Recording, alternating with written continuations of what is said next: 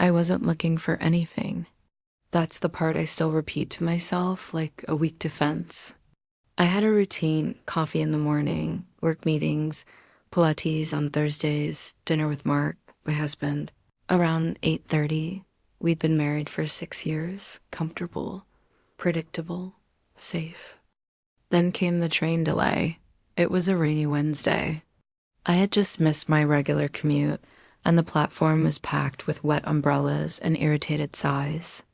That's when I noticed him, not because he was particularly handsome, though he was, but because he was sketching.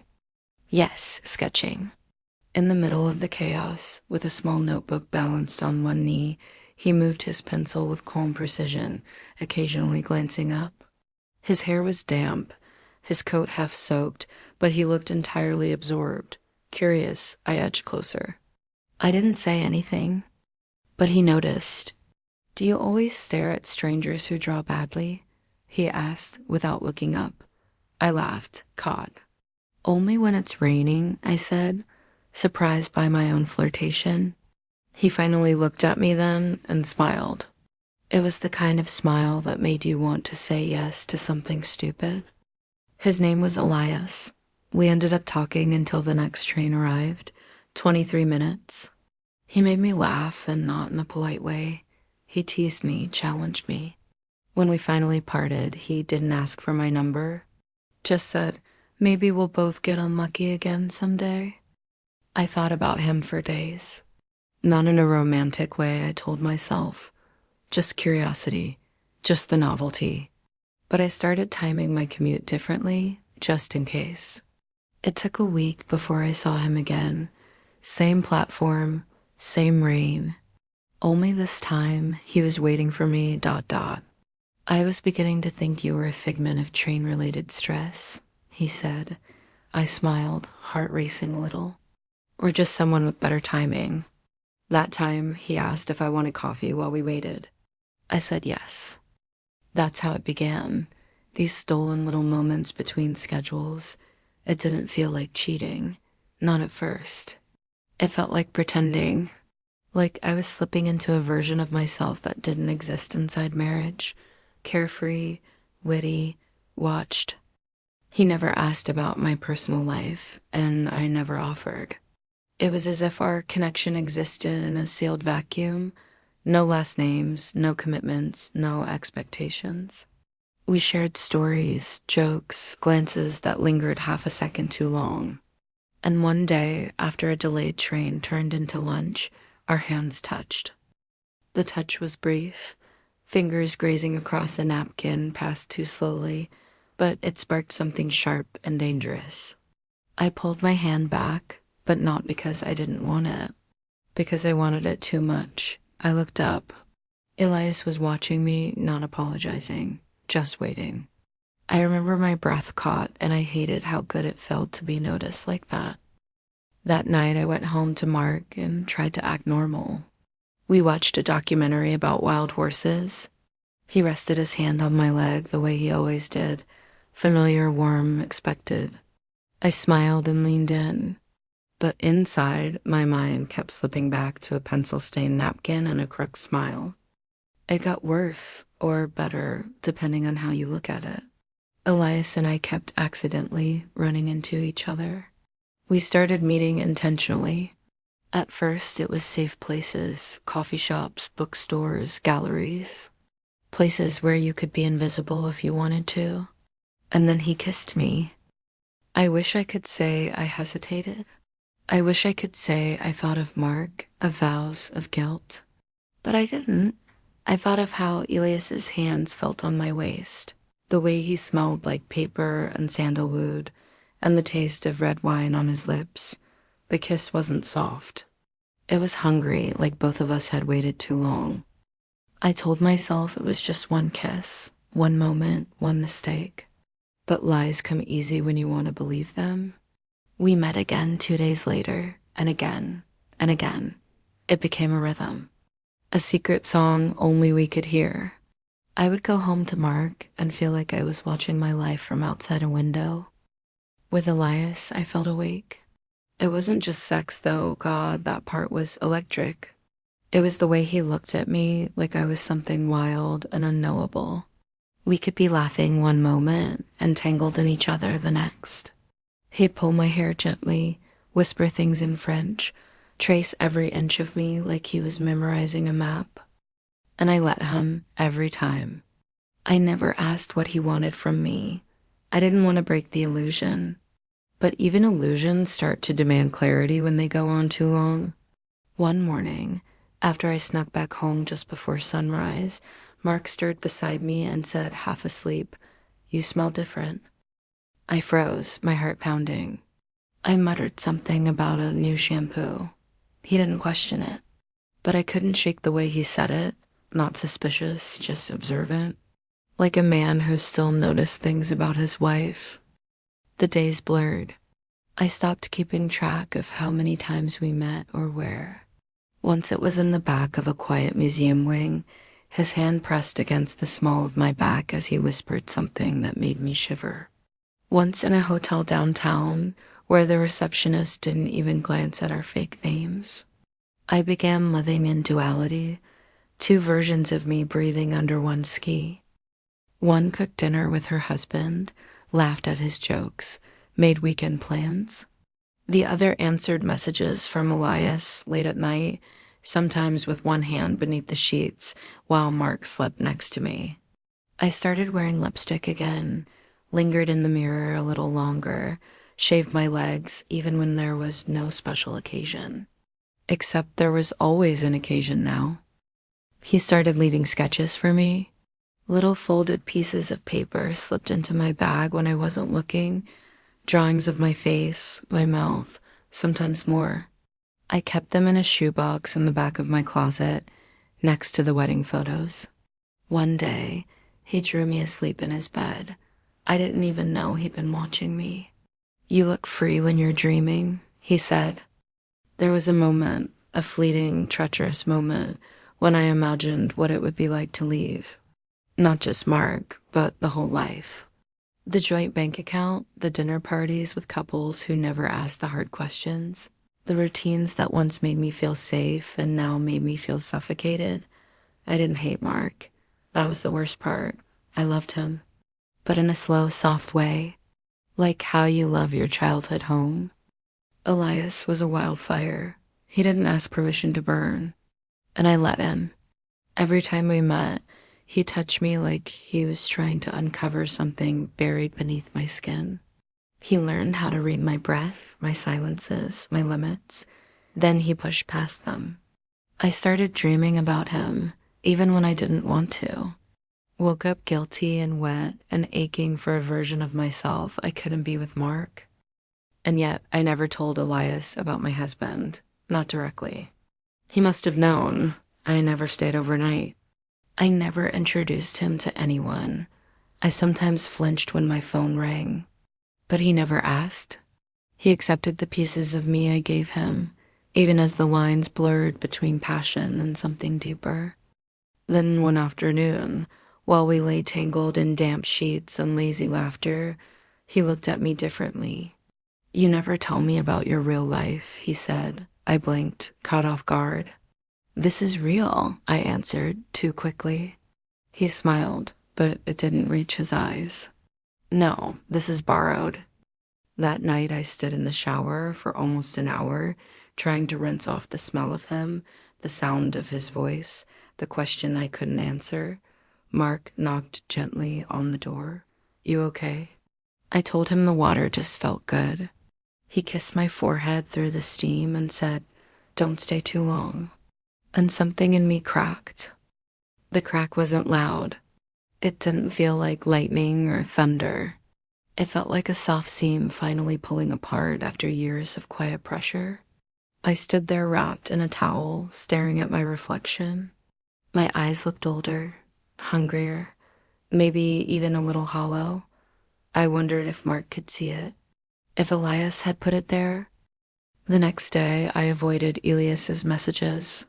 Not out of guilt, I was far past that, but out of fear that I'd start needing him in a way I couldn't disguise. He sent me a sketch anyway. A self-portrait this time, his eyes downcast, lips half parted. I folded it quickly and shoved it in my coat pocket before Mark saw. That evening, we had dinner with friends. Candles, laughter, passing bowls of roasted vegetables. Someone asked when we'd start trying for kids again. I lied and said maybe next year. Mark squeezed my thigh under the table, a subtle, we're in this together gesture. My skin crawled with the weight of pretending. After everyone left, he put on music and pulled me close in the kitchen. Remember this? He asked. Our old song. I smiled, but it felt rehearsed. Of course, I whispered. We swayed.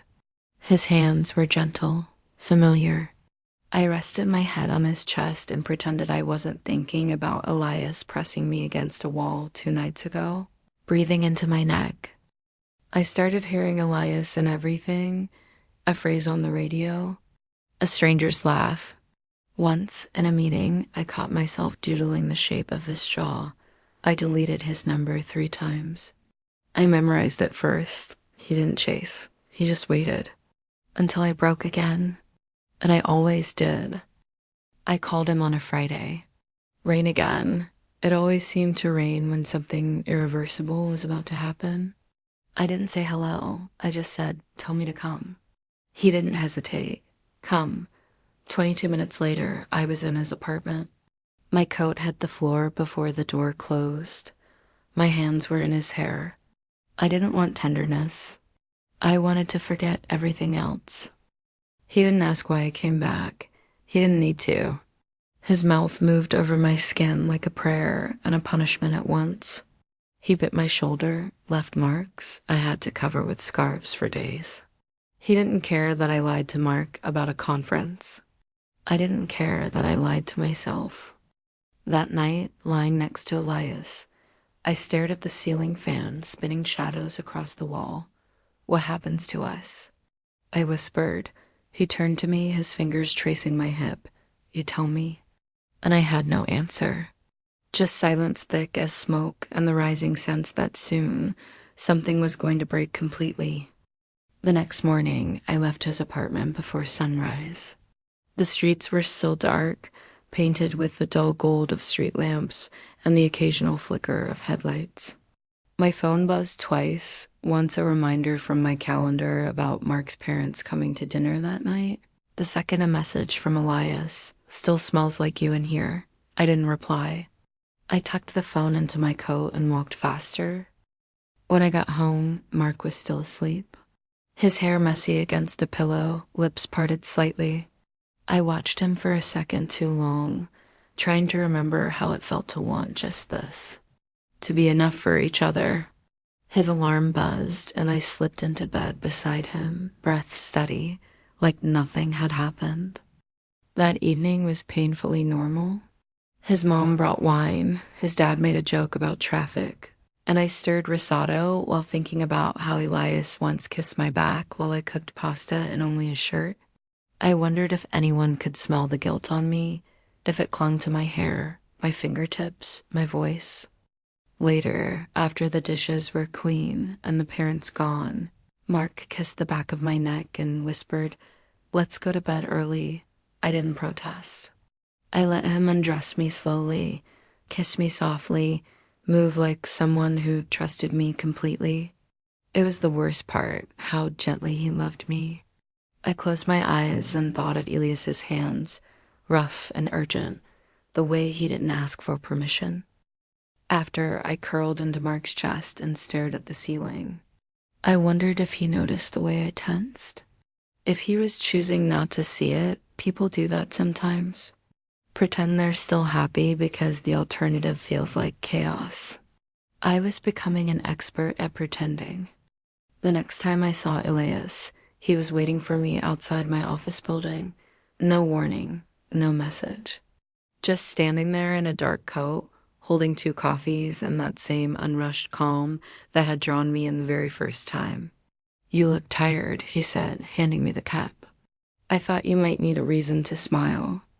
And I did. God help me, I smiled. We didn't say where we were going. We just started walking. We ended up in a small hotel near the park. The room smelled like lemon cleaner and rain. He pinned me against the door before it even closed. My coat hit the floor again. This time, so did the coffee. It was desperate, less poetic, more primal. Like we were both trying to outrun the inevitable.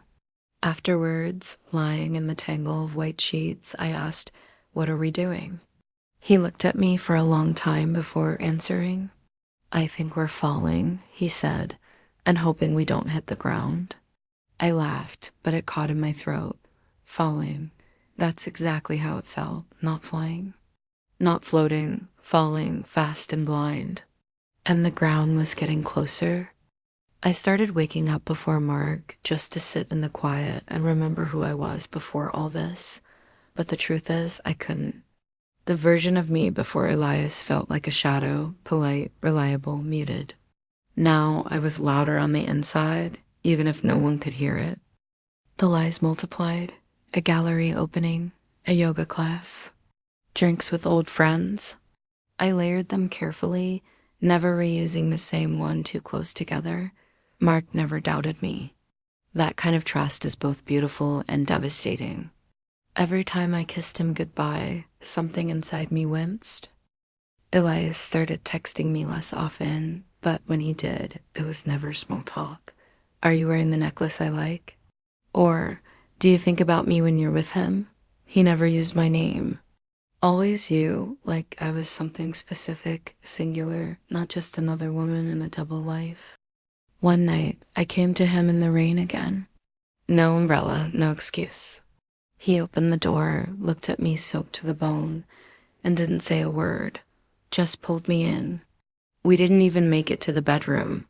He pushed me against the hallway wall, his mouth on mine, fingers sliding beneath my dress as water dripped from my hair to his shirt. He undressed me slowly this time, almost reverently, like he was trying to undo me piece by piece. His hands knew the map of my body too well now. Every freckle, every scar, every secret spot that made me gasp. When he pressed himself inside me, he whispered, "I want more of you." And for a second, I wanted to give it all. But afterward, as we lay tangled in silence, I couldn't stop thinking about what more meant. More hours, more honesty, more risk. I stared at the ceiling and wondered how many more nights like this we could steal before the cost caught up to us. And if it did, who would pay first? The next morning, I got a text from Mark, "Thinking about you. Hope work isn't too crazy. Dinner tonight, just us." I stared at it for a long time. Just us. The two words felt heavier than the whole sentence. I replied with a heart emoji and felt like a coward, but I still showed up that night. I wore the soft blue dress he liked. I cooked, I laughed, I poured wine. I let him touch me like nothing was different. And for a few brief moments, I almost believed it. Almost. The days started feeling shorter, like time was folding in on itself. I began living in fragments. Morning coffee with Mark, stolen glances at my phone while pretending to scroll through emails. My body sat at dinner tables and work meetings, but my mind wandered endlessly to the weight of Elias's hands on my hips, the way he murmured my name like it was a secret. He sent me a photo once, not of himself, but of my earring on his nightstand, one I hadn't realized I'd left. "You're still here," he wrote. I stared at it for so long, I forgot to blink. Mark called from the living room, asking if I wanted tea. "Coming," I said, voice flat, chest tight. That night, I dreamed of nothing. Just silence.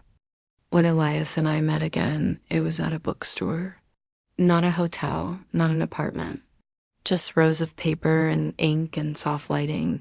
We didn't touch, we didn't kiss.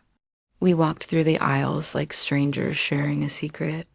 I picked up a book of poetry and read him a line aloud. "I want to be inside your every thought." He took the book from my hands and whispered, "You already are." And that's when it happened, the shift. It wasn't in a bed or against a wall, not in moans or tangled sheets. It was in that moment, surrounded by words we didn't write, when I realized he'd slipped into the parts of me I never meant to open. and I wasn't sure I wanted to close them again. Later that week, Mark asked if I wanted to go away, just the two of us.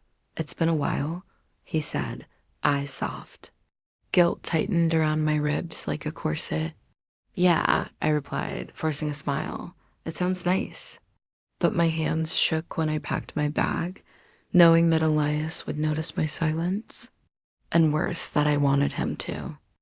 The weekend trip felt like an echo of a happier past.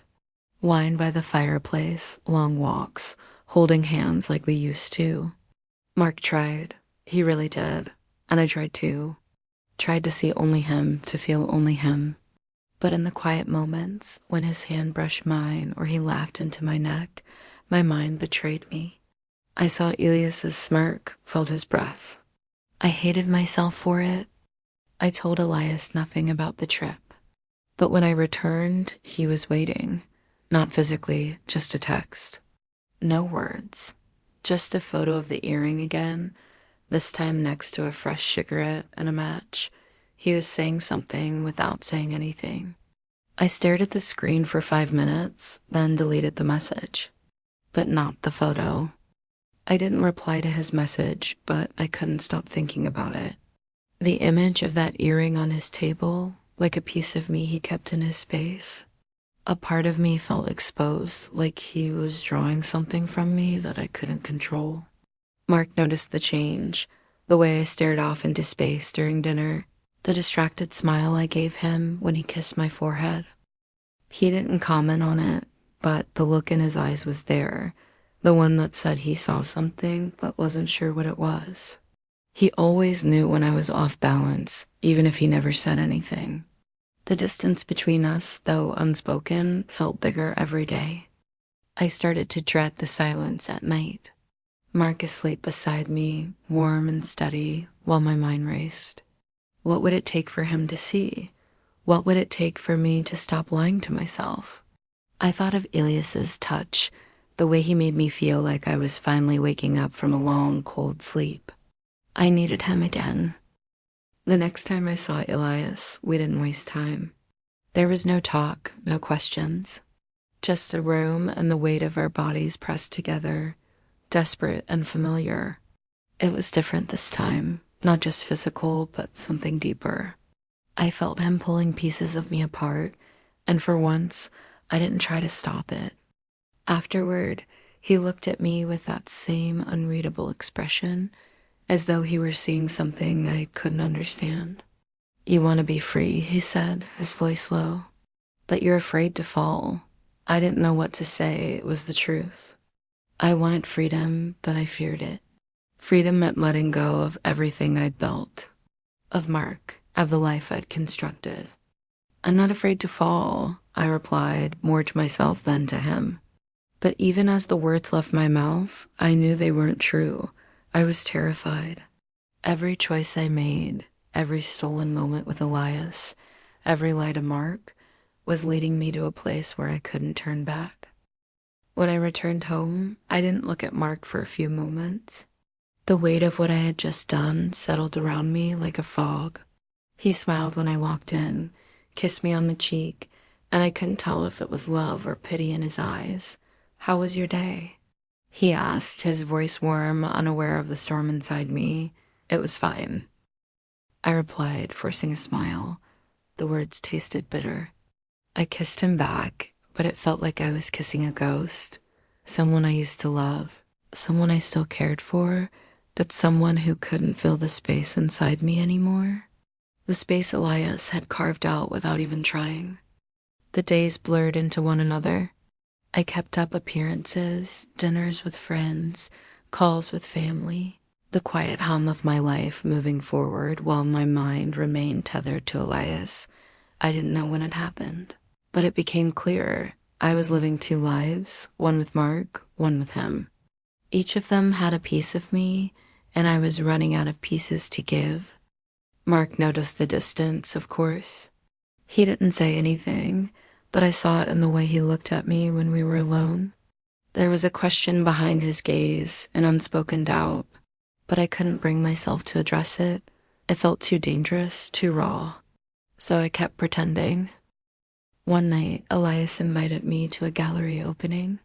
He was there, waiting for me in the same cool, confident way he always did. His eyes locked onto mine the moment I walked in. He didn't smile. He didn't need to. I moved toward him like I always did, drawn to him like a magnet, unable to resist the pull. We didn't talk about anything important. We didn't need to. We both knew why we were there. The art around us, the chatter, the crowd, it all faded into the background as Elias led me through the exhibit, his hand grazing my back as if to keep me close. His touch was electric like a live wire, and I could feel the heat building between us. At some point, we found a quieter corner, far from the others. He pressed me against a wall, his lips on mine before I could even think. I didn't resist. I never did. His kisses were fierce, claiming, pulling all the air out of my lungs. I felt his body against mine, his hand sliding up my thigh, and all the noise from the gallery seemed so far away, as if we were in a different world. I wanted him again, and I wanted him now. I didn't care about the consequences. The guilt was there, but it was starting to feel like a distant echo, fading with every touch, every kiss. Elias had a way of making everything else seem unimportant, and I hated myself for it, but I couldn't stop. We didn't stay long. We left before anyone noticed. His apartment was a blur of urgency as we tore each other's clothes off. There was no time for tenderness, no time for anything other than what we both craved, raw, unfiltered desire. I had no idea where it ended and I began. All I knew was that in his arms, I was free. When it was over, when the world came rushing back, I found myself lying there, staring at the ceiling, the weight of what I'd just done sinking in. But even in that moment, part of me felt alive in a way I hadn't in years. Elias didn't speak at first. His fingers traced idle patterns on my skin, as though he was waiting for me to say something. But I couldn't. There were no words to describe what had happened. No way to explain the emptiness that had been filled, only to be left hollow again. He broke the silence first, his voice low. "How long can we keep doing this?" He asked. His words were both a question and a challenge. I didn't know how to answer, because deep down, I was starting to wonder the same thing. I didn't answer right away. The silence between us felt heavy, like an unspoken truth that neither of us was brave enough to face. Elias was watching me, his gaze intense but unreadable. I could feel my heart pounding in my chest, a mixture of guilt and exhilaration that made it hard to breathe. I shifted slightly, but he didn't let me go. His fingers traced my skin as if marking the places he'd claimed. "I don't know how long," I finally whispered. It was the truth. I didn't know. I didn't know if this would be the last time or if we'd keep slipping back into this, running from the reality we couldn't face. But the pull between us was undeniable. It wasn't just physical anymore. It had become something deeper, something more dangerous. He nodded, his expression softening for a brief moment. Then, without warning, he leaned down and kissed me again, but this time it was different. It wasn't hurried or desperate. It was slow, almost tender. He kissed me like he was memorizing every inch of me, like he was trying to hold on to something that was slipping away. And in that moment, I realized that I didn't want to leave him. I didn't want this to be over. But as the kiss deepened, the reality of what I was doing hit me. The lies, the betrayal, the life I was supposed to be building with Mark. I pulled back slightly, my breath catching in my throat. "I can't keep doing this," I said, the words barely escaping my lips. But even as I said them, I knew they weren't true, because I couldn't stop. Elias looked at me with that same intensity, his eyes searching mine. "You can't or you don't want to?" He asked, his voice quiet but sharp. It was the question I had been avoiding, the one I didn't want to face.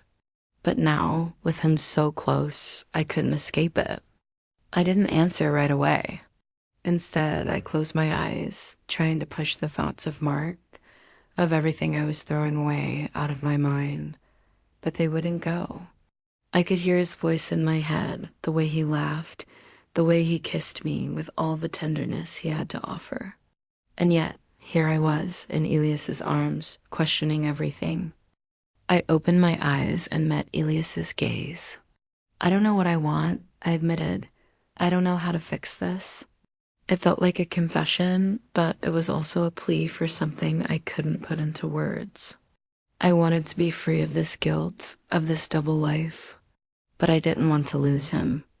Elias's hand moved to my cheek, his thumb brushing gently over my skin. "You don't have to fix anything," he said, his voice almost a whisper. "You just have to decide." His words hung in the air between us, heavy with meaning. And in that moment, I knew he was right. It wasn't about fixing anything. It was about making a choice. But the choice wasn't easy. How could it be? I had Mark, the man I had built a life with. He was kind, steady, loving. But Elias ... He was fire, he was passion, he was everything I didn't know I was missing. And every time we touched, it was like he was awakening something inside me that I couldn't ignore. I felt trapped between two worlds, each one pulling me in different directions. One was familiar and safe, the other was wild and unknown. And as much as I tried to rationalize it, the pull to Elias was stronger. I didn't want to hurt Mark, but I didn't know how to let go of what I had with Elias. After a long silence, I finally spoke, my voice barely above a whisper. "What happens now?" It felt like the beginning of something, but also the end. I wasn't sure where we were heading, or if I could even keep walking this path without losing everything. Elias's expression softened, but there was no answer in his eyes. Instead, he pulled me close again, his lips brushing against my ear as he whispered, "Now we keep going." His words were simple, but they were a promise. A promise that we would continue down this road, no matter where it led. And in that moment, I realized that I didn't want to stop. Even if it meant losing everything I had built, even if it meant breaking Mark's heart, I didn't want to let go of Elias, and I didn't know if I ever could. The days after that conversation felt like a blur. The weight of my decisions was heavy, but somehow, with Elias, I felt lighter. The stolen moments, the quick exchanges, the way he looked at me like I was the only thing in the room, it was addictive and it was all-consuming. But it was also becoming unbearable. Mark noticed the change. He didn't say it outright, but his eyes, the little furrow in his brow when he looked at me, said everything. He was losing me, and I was slipping further into the arms of someone else. I tried to balance the two worlds, but it was impossible. Every time I was with Mark, I couldn't stop thinking about Elias, and when I was with Elias, guilt would gnaw at me like a constant ache in my chest, knowing that I was betraying someone who loved me. I couldn't breathe without feeling like I was suffocating from the weight of it all. One night, Mark came home early. I hadn't expected it, but there he was, standing in the doorway, looking at me like he was seeing me for the first time. I could tell he knew something was wrong. The way he hesitated, the way he dropped his keys on the table, I knew. "What's going on with you?" His voice was soft, but it had an edge to it, a quiet desperation that I hadn't heard before. I couldn't look at him. I couldn't answer him. The guilt that had been building inside me exploded, and I felt like I was suffocating in it. He took a step closer. "You're not here, are you?" "Not really." His voice cracked, and for a second I saw the man I had once loved, the man who still loved me. The tears came before I could stop them, and I finally looked up at him. "I'm sorry," I whispered. "I didn't mean for this to happen. I didn't want to hurt you." Mark's eyes were filled with pain, but there was something else there too, something I couldn't quite name. "Then why are you still here?" he asked quietly. It was the question that shattered me.